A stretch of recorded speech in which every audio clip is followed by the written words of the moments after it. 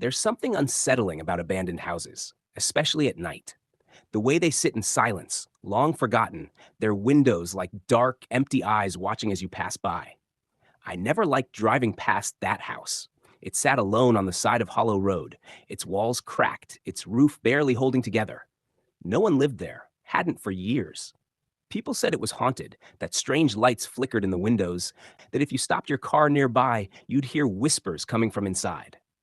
I told myself it was all just stories, until that night. It was past midnight, and I was heading home. The road was deserted, the sky pitch black, no moon, no stars, just my headlights cutting through the darkness. As I approached the abandoned house, my fingers instinctively tightened on the wheel. The air inside the car felt heavier, colder. Then, my headlights flickered.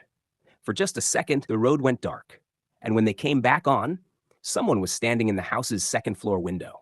I slammed on the brakes. My pulse pounded in my ears. Had I imagined it? No. The figure was still there, a tall, shadowy silhouette, completely still, staring down at me. I told myself it was just a trick of the light, a broken window playing tricks on my eyes. But then, the figure moved, slowly, deliberately. It stepped away from the window. I didn't wait to see where it went. I pressed the gas, my car lurching forward. But just as I passed the house, a loud thump hit my roof, as if something had jumped onto my car. My breath caught in my throat. I didn't dare look up. The weight shifted. Whatever it was moving, crawling toward my windshield. Then, tap, tap, tap. Something knocked on the glass. I risked a glance. A face stared back at me. Pale, hollow eyes, sunken and dark, pressed against my windshield, grinning. I screamed and floored it. My tires screeched against the pavement. The figure didn't move, just clung to the glass, watching me. Then, as suddenly as it appeared, it was gone. Vanished.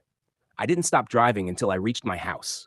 I sat in my driveway, my hands shaking, trying to convince myself I had imagined the whole thing. But as I stepped out of the car, I noticed something. 4 long, deep scratches carved into my windshield, like fingernails scraping against the glass.